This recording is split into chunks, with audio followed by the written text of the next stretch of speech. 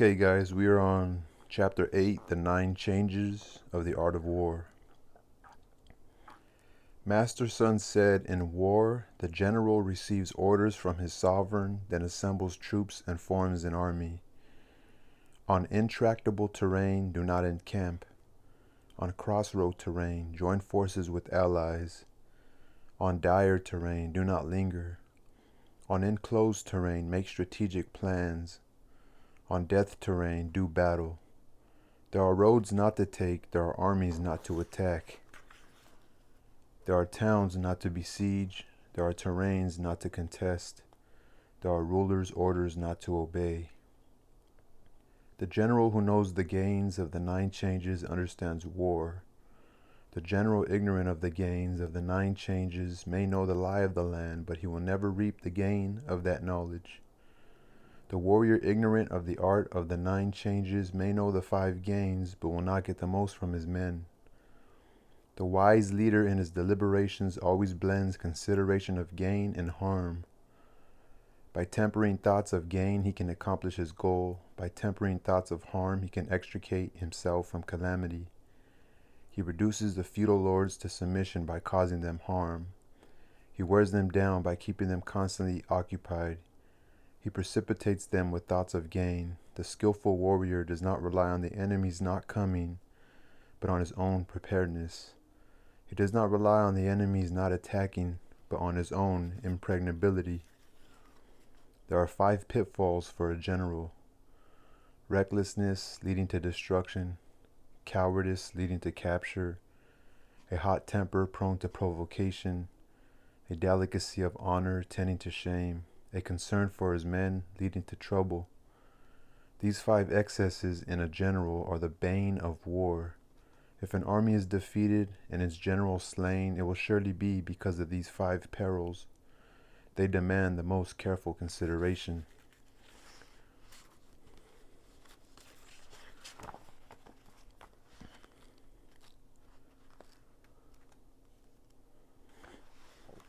The 9 changes with commentary. Wang Zi. 9 simply stands for a large number. In war, there are infinite variations. Zhang Yu. Change here refers to the sort of improvisation that ignores precedents and rules, the flexibility that discovers an expedient for every situation. Translator. The 9 changes are probably the 9 injunctions from on intractable terrain, do not encamp, down to there are terrains not to contest. The final 10th injunction, there are rulers' orders not to obey, can be applied to all 9. Master Sun said, "In war, the general receives orders from his sovereign, then assembles troops and forms an army." Zhang Yu. This echoes the previous chapter. Translator. As Giles remarks, this is repeated from chapter 7, where it is certainly more in place.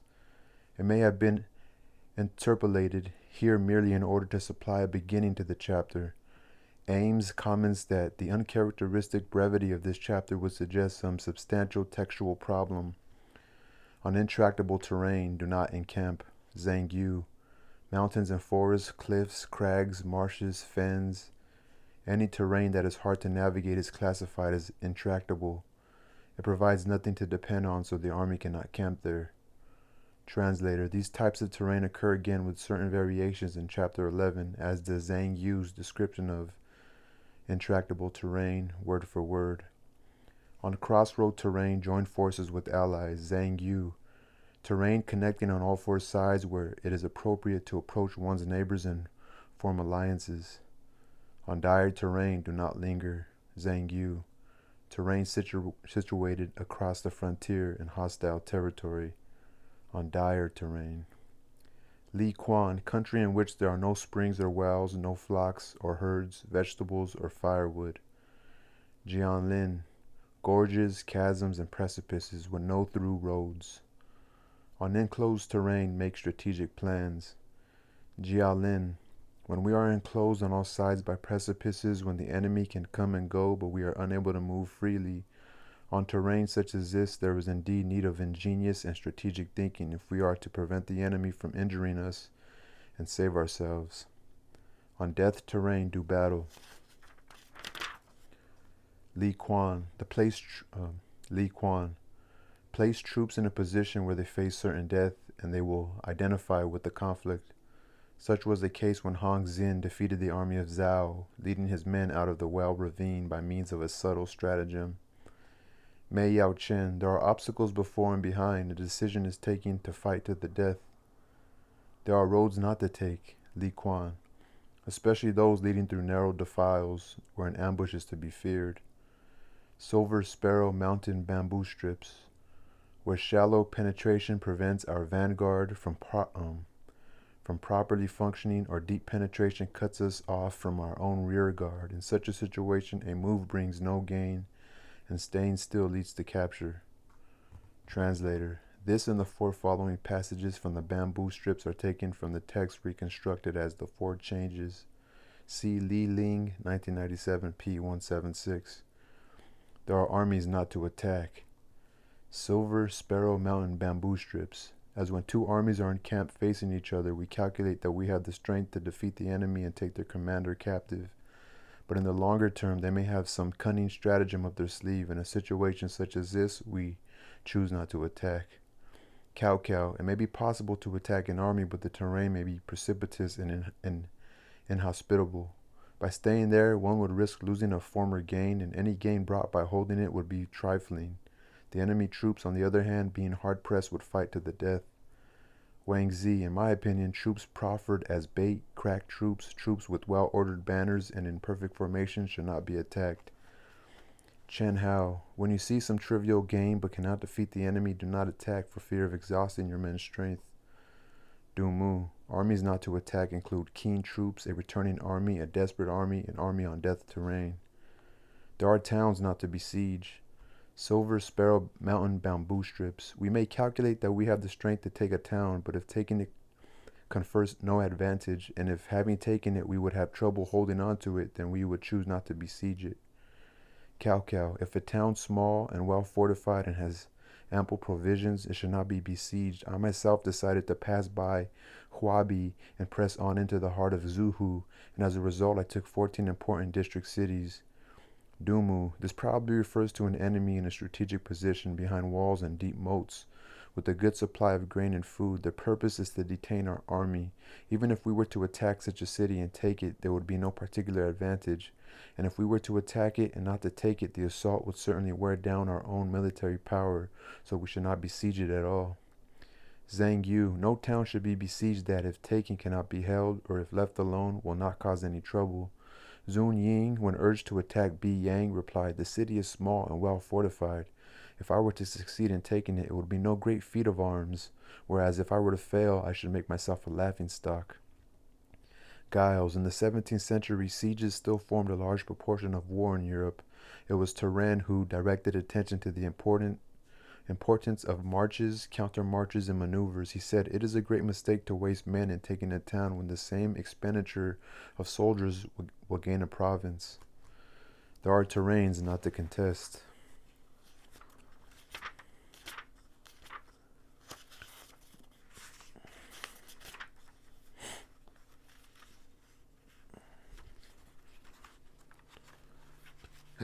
There are terrains not to contest. Excuse me.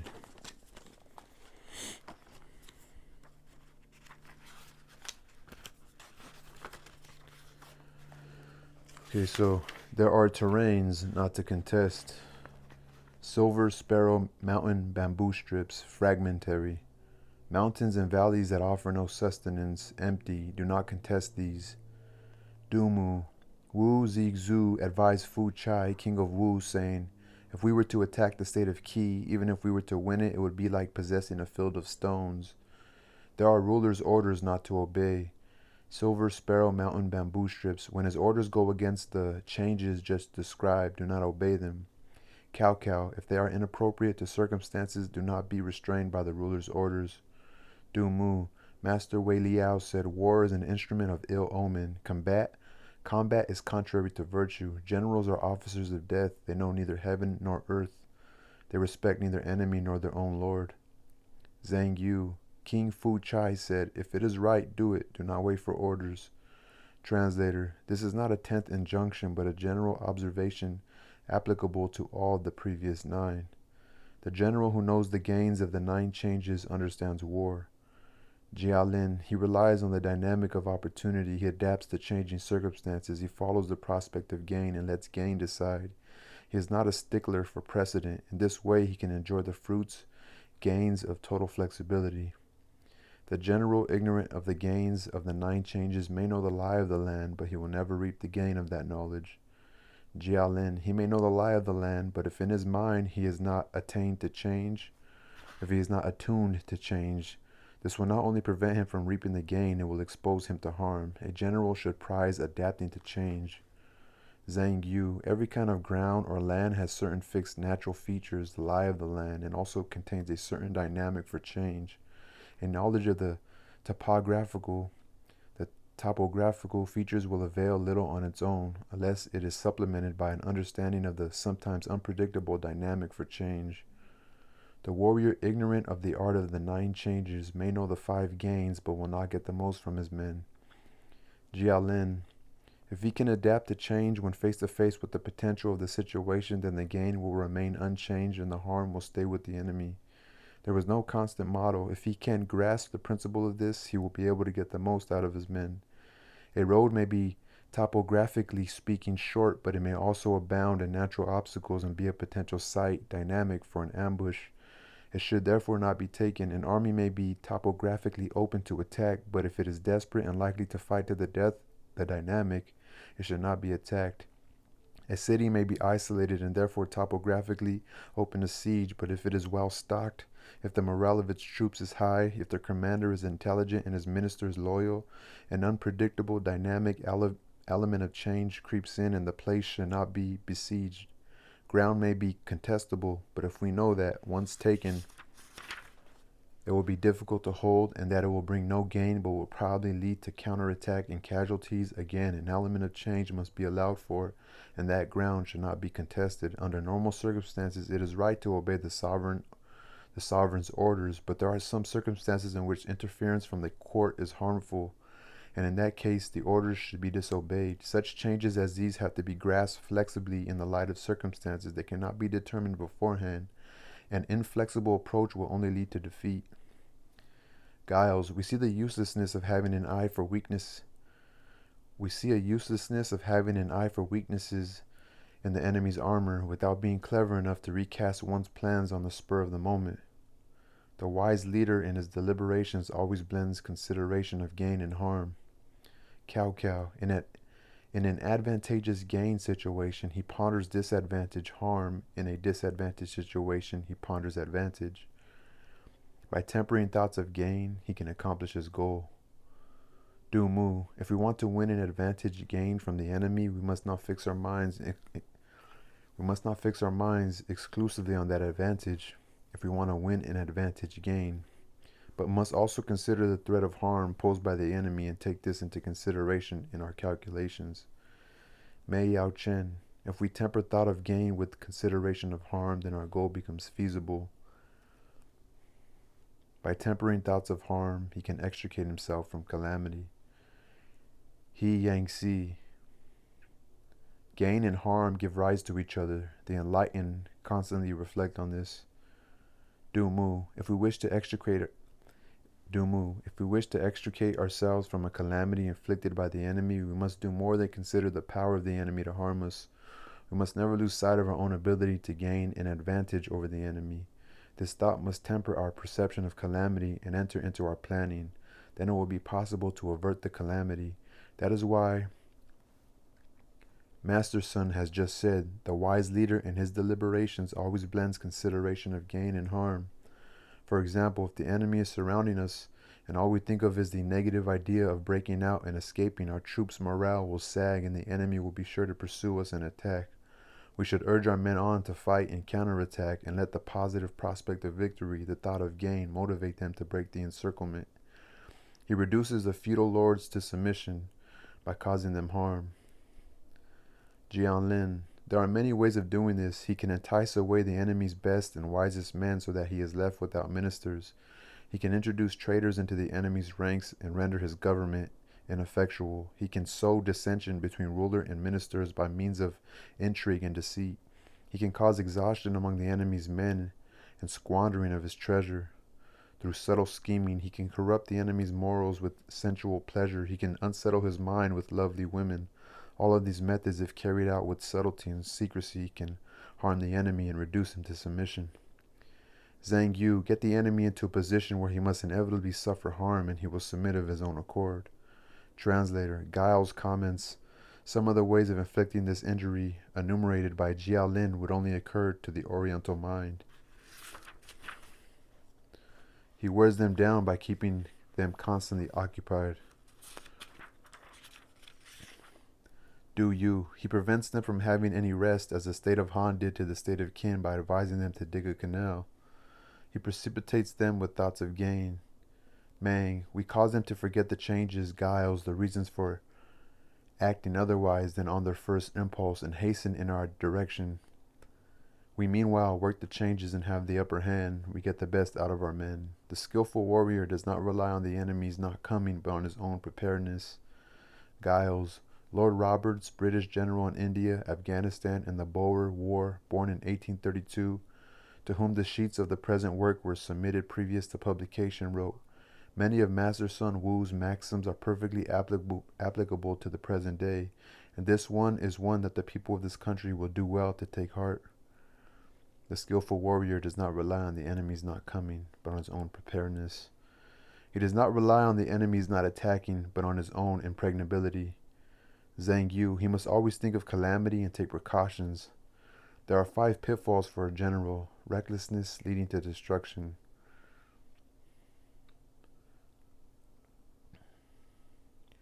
Translator. Recklessness, literally the sense that one is doomed to die. Cao, bravery without forethought. Zhang Yu, the reckless warrior willing to fight to the death may not succumb to brute force, but can still be lured into an ambush and put to death. Hence the Marshal's Treatise says, courting death does not win the victory. If a general has no strategy, he will send his vanguard to their deaths and still come out the loser. Du Mu, a foolish general who is also brave is a calamity. Lord Yellowstone said, the brave are set on achieving their goal, the foolish are impervious to death. Master Wu said, people always look for courage in a general, but courage is only a part of the picture. A courageous man is liable to fight recklessly and to ignore thoughts of long-term gain. Such a man is not a skillful general. Cowardice leading to capture. Translator. Cowardice, literally the desire to get out alive at all costs. Cao, he who sees an advantage but is too afraid to advance. Du Mu, during the Eastern Jin Dynasty AD 317 through 420, Liu Yu crossed the Yangtze in pursuit of the rebel Huan Zan and fought him at Zhangrong Island. Liu's troops were only a few thousand and were hugely outnumbered by the rebel troops, but Huan, fearing the consequences of defeat, had a light getaway skiff constantly moored at the ready beside his warship, which greatly undermined the morale of his men. As a result, when the imperial troops attacked downwind with fire ships, they utterly routed Huan's forces. Mang, the cowardly general set on getting home alive and reluctant to fight, undermines the morale of his men and makes them vulnerable to attack. As the ancient duke said, by letting slip an opportunity for gain, he faces disaster.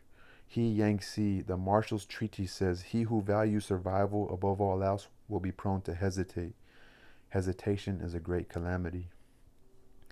A hot temper prone to provocation.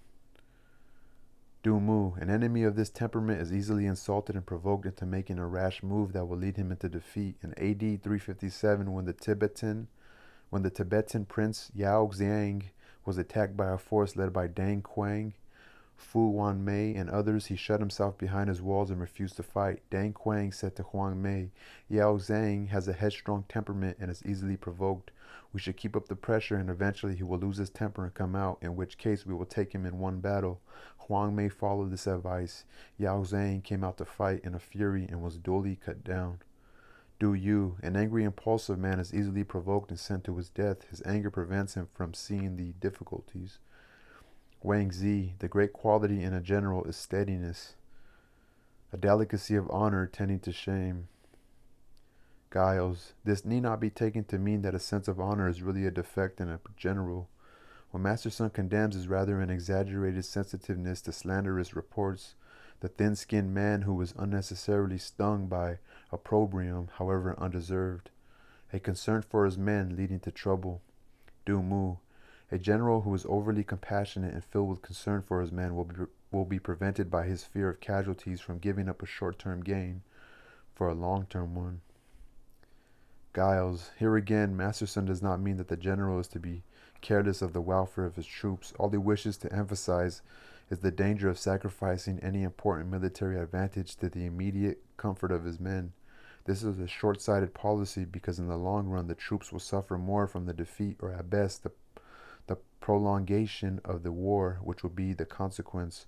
A mistaken feeling of pity will often induce a general to relieve a beleaguered city or to reinforce a hard-pressed detachment.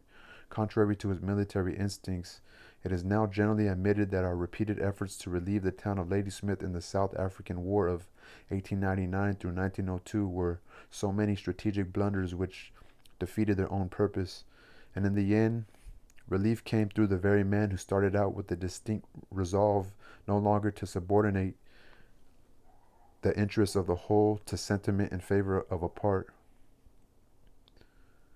An old soldier of one of our generals who failed most conspicuously in this war tried once, I remember, to defend him to me on the ground that he was always so good to his men. By this plea, had he but known it, he was only condemning him out of Masterson's mouth. These 5 excesses in a general are the bane of war. If an army is defeated and its general slain, it will surely be because of these 5 perils. They demand the most careful consideration.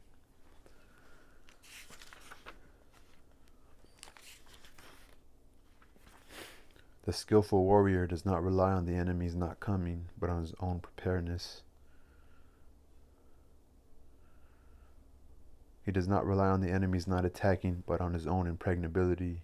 There are 5 pitfalls for a general: recklessness, leading to destruction; cowardice, leading to capture; a hot temper, prone to provocation; a delicacy of honor, tending to shame; a concern for his men, leading to trouble.